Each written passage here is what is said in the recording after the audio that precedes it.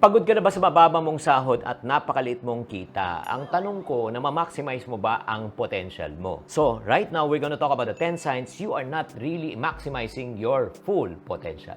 Videos that will make you wealthy and debt-free. Hi there, this is Shinky Tan, your pambansang wealth coach. Let me ask you this question. Let's get right into it na tayo. Feeling mo ba na ikaw ay parang stuck sa sitwasyon mo, hindi mo pa talaga naabot ang pangarap mo? Hindi mo nare-reach talaga yung gusto mo sa buhay? Nako, I know exactly how you feel because that's how I also felt before. But I found out ang problema pala, hindi yung opportunity, hindi yung ginagawa kong problema pala ako. Kaya nga gusto kong malaman mo muna, kung ikaw ba, alam mo na ba mga senyales na ikaw ay hindi masaya at di mo na ma-maximize ang iyong potential? So, this is what I want you to do. I want this to be a coaching session para to maximize. I want you to get a piece of paper and a pen, and then I want you to do a checklist from 1 to 10 kung tinatamaan mo ba itong mga signs na ito. Number 1 sign, meron kang unfulfilling na trabaho. Yung parang, alam mong pumapasok ka lang, no offense man, dahil kailangan mo lang, hindi dahil gusto mo. Ginagawa mo lang dahil sa pera. Hindi ka na happy, di ba? At the same time, na-stress ka na, na-pressure ka na. At it doesn't necessarily mean to say na hindi malaki ang income mo. Kahit malaki ang income mo, pero hindi fulfilling ang trabaho mo. Ang hirap niyan, grabe. Pero ito yun, di ba? Ang sarap na magtrabaho, kahit na maliit o malaki man ang sweldo, pero nag-e-enjoy ka. Pero pag unfulfilling ang trabaho mo, sobrang nakakapagod yan. Agree? That's number 1 sign. Check mo na agad. Kung ikaw ay guilty, type guilty na agad. First pa lang. Number 2 sign na hindi mo pa nare-reach ang maximum potential mo sa income mo. Kulang ang iyong budget. Obvious pa. Di ba? Yung parating kapos na lang, yung parang nai-stress ka na sa iyong mga babayarin, na hindi naman kailangan. Kasi alam mo kung nai-stress ka this month at hindi mo gawan ng solusyon next month, anong problema mo? Stress ka pa rin. Diba? The following month, stress ka pa rin. That's the second sign. Third sign is this. You cannot avoid missing a payment.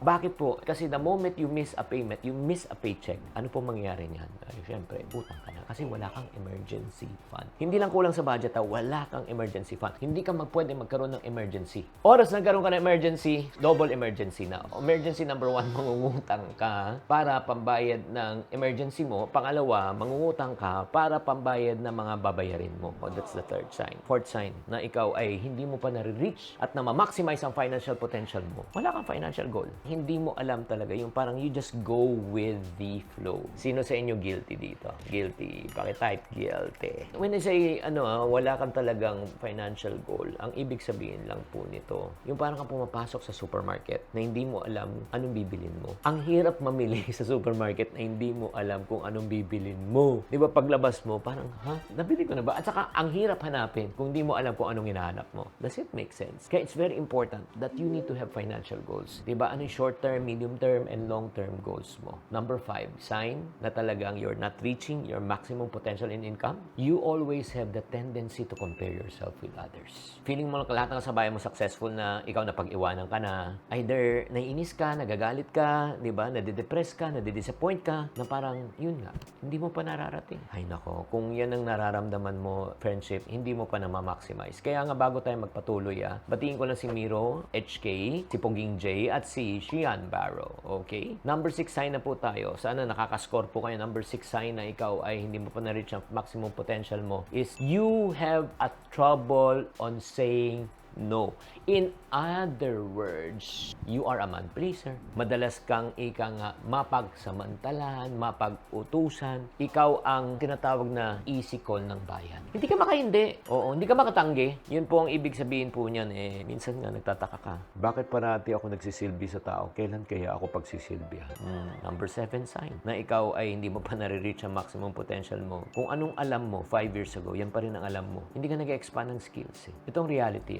Look at me. Kung gusto mo talaga tumaas ang iyong income, kailangan madagdagan ang iyong kaalaman. Diba? Develop your skills. Once you learn a new skill, let me promise you, your maximum income will follow. Aniwala ka. Number 8, you always look back on the past. Diba? Yung parang, you always blame the past. You always live in the past. Hindi ako successful kasi wala akong pinag-aralan. Hindi ako nakapagtapos. Walang tumulong sa akin. You blame the past. Or number 2, you live in the past. Dating successful ka. Uy, dati trabaho ko ganito. Dati income ko ganito. Dati yun. Alam mo, one thing I've learned from the past is this. You and I cannot bring back the past. But you and I can sure change the future by making the right decision today. Does it make sense?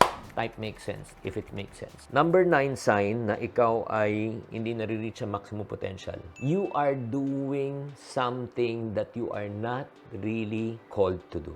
Yun. Alam mo na hindi mo talaga calling itong ginagawa mo. Nadidiktahan ka lang. Para kang ibon na sa hawla. You're forced to do something lang. Ito lang po Alam mo naman na hindi naman pang nursing. Hindi ka pang nursing. Ang gusto mo kumanta. Ang gusto mo mag-perform. Pero yun, since family yung nursing, kumukuha ka ng nursing. Alam mo naman na ang calling mo ay hindi pang negosyo. Since minana mo lang yung negosyo ng ano mo, parang bigat ka na, wala. You just need to continue and follow the legacy of your parents. Let me tell you this. Kailangan talaga you have to move out and be brave to really pursue what you really are called to do. Maniwala ka, mahirap gawin ang isang bagay kung ito ay labag sa inyong loob. Do you feel what I'm feeling? Type yes, I feel. And number 10, sign that you are not really maximizing your financial potential in life. Kulang pa ang iyong kaalaman tungkol sa pera. Like for example, parati hindi ka nakakasave, hindi ka nakapag-budget, kung magnenegosyo ka, lugi, kung mag-i-invest ka, nalulugi, nai-scam ka. So, kulang pa ang iyong kaalaman. Kasi, hindi mo pwedeng sabihin, nakapagtapos na ako. Yes, nakagraduate na ako. Nakapagtapos ka na, nakagraduate ka na, pero hindi ka naman tinuruan kung paano mag-work ang pera. Nagigets nyo? Kaya nga, you must be actively learning. Na kailangan mag-evolve po tayo. We must be a lifelong learner.